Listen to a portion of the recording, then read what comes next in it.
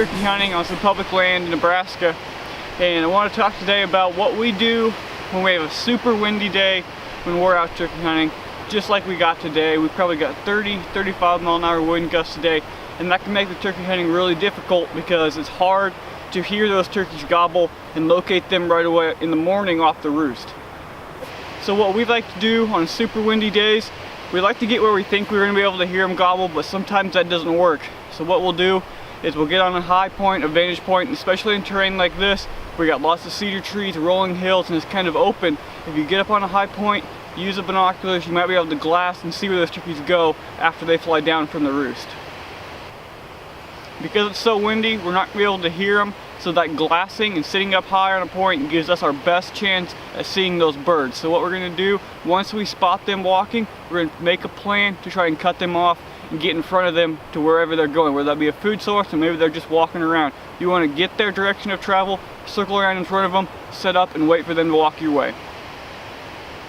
One of the other things we like to do, and something that we did today, was that when it's this windy, use that to your advantage. The turkeys can't hear you very well. That means your calling's probably not going to be that effective unless you get down out of the wind. So if you want, you can walk those draws out. Just pick a draw and start walking, start calling. That's probably the best way to get a turkey to hear you. But if you're going to walk in an area where the wind is still blowing, it's still hard for those turkeys to hear you, then the best thing to do is probably do a spot and stock hunt. Because they can't hear you, that makes it easier for you to be able to sneak up on them. The problem there is you have to see them before they see you. That can be a real challenge, so the main thing there, go slow. You have all day, so make sure that you're walking slow and quiet. See those turkeys, see those toms before they see you.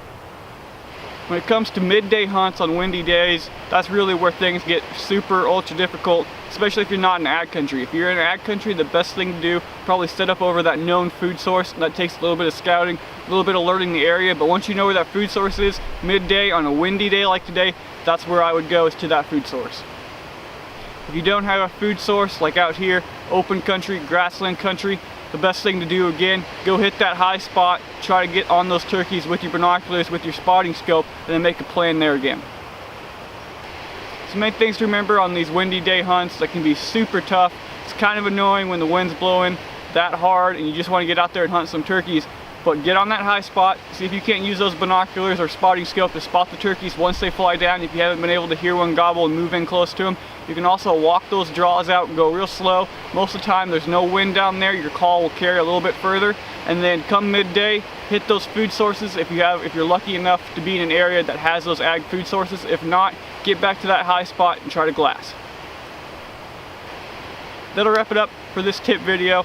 Thank you for watching. Make sure to like and subscribe as always. And we're out turkey hunting on public land, but the hunting has been tough here in Nebraska. Cold temps, super windy again today, but we're going to try to find some locations where we can get on some birds. It's been tough, but tune back in because we're going to have some more turkey hunts for you coming up soon.